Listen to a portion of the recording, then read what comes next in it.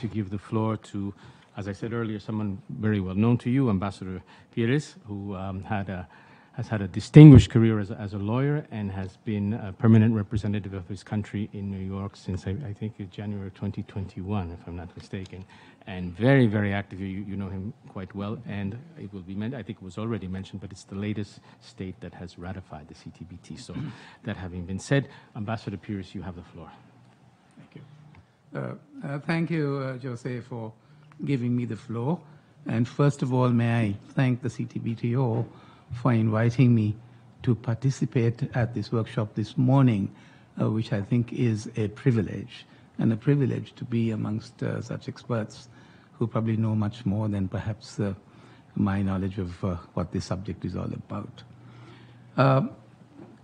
Executive Secretary Dr. Robert Floyd, Her Excellency Carla Maria Rodriguez, my colleague from Guatemala, and Ambassador Akin from Kazakhstan, and Ambassador Marco Suazo, the head of Office of UNITA in New York, the Secretariat, my dear colleagues.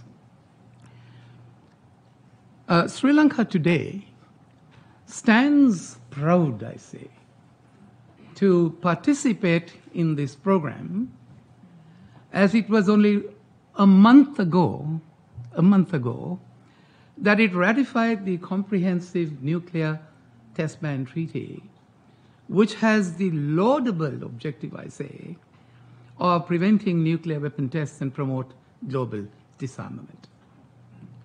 Sri Lanka is, as it was mentioned by Jose, is the 178th nation to ratify this treaty.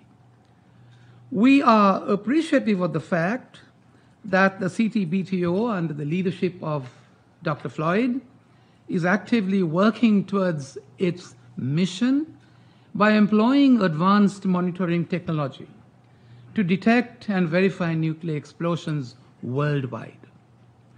The members of the global community feel safe, I say, that the CTBTO also operates the global network of monitoring stations to ensure compliance with the treaty and work towards its universalization whilst conducting research and analysis of nuclear testing and its impact. My dear friends, it will not be an understatement, I say, to say that overall, the CTBTO plays a crucial role in promoting peace and security worldwide. Consequently, we haven't experienced nuclear tests for a long time, if I'm right, since 1992, save for one state that acts contrary to international norms and standards even in contemporary times. However, we must relentlessly, I say, push forward, as Carla was pleased to observe, to put an end to explosions. It's a sine qua non, I say. My dear friends, the treaty adopted by this Assembly in 1996 has been signed by 186 countries, ratified by 178. It is a matter of record that there are still a few important countries that need to ratify before it becomes fully effective, as quite rightly observed. The treaty still requires the ratification of 8 specific countries, which are described as the Annex II states. It is our fervent hope that these countries will sooner than later ratify the treaty. Having said so, it is not difficult to argue that signatory and ratifying states are bound by such prohibition in the light of Article 18 of the Vienna Convention of the Law of Treaties, which provides that those states are obliged to refrain from acts which would defeat the objects and purposes of a treaty prior to its entry into force. So while the exact content of this obligation perhaps, if I'm right, is unclear, in the CTBT context, it may be argued, I say, that it includes carrying out a nuclear test. Now, this position is supported by the Security Council resolutions and the statements made by signatory and ratifying states. My dear friends, I would be remiss in my obligations if I was not to mention the fact that the government of Sri Lanka officially approved the treaty following the visit by the Executive Secretary of the CTBTO Dr. Floyd, who is with us at this meeting today. As quite aptly observed by him, the ratification by Sri Lanka demonstrates the power of together advancing the global momentum towards the world free from nuclear testing. These are words I'm quoting back to you, Dr. Floyd. Right? I can safely confirm that observation that the cause of a nuclear-free world strongly resonates with the Sri Lankan people. So there we are. The strongly resonates among Sri Lankan people. And I might recall that Sri Lanka was amongst the first signatories of the CTBT in 1996. It might also be noted that Sri Lanka is already a state party to the Treaty on Non-Proliferation of Nuclear Weapons, the Biological Weapons Convention, and the Chemical Weapons Convention.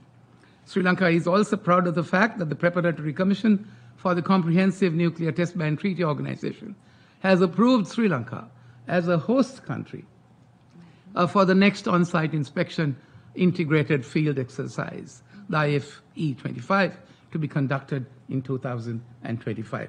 Thank you for that honor. We are mindful of the fact that on-site inspection shall be the ultimate verification measure under the CTBT to conclusively establish whether a nuclear explosion has been conducted. We thank the CTBTO for selecting Sri Lanka as the venue and are proud of the fact that the selection was after a rigorous assessment, including a reconnaissance visit by the CTO staff, consequent to state signatories' submissions of expression of interest to host the IFE-25, which process culminated in a decision that Sri Lanka met the necessary criteria for the conduct of such an exercise. I might also mention the fact that the host, that Sri Lanka will host and has hosted auxiliary sessions that is part of the international monitoring network system. I might at this point recall the words of our Minister of Foreign Affairs, who reaffirmed the fact that Sri Lanka's desire to host OSI IFE-25 is well in line with its long-standing commitment towards achieving the objective of the CTBT, which Sri Lanka has ratified, and that Sri Lanka was looking forward to successfully concluding the exercise.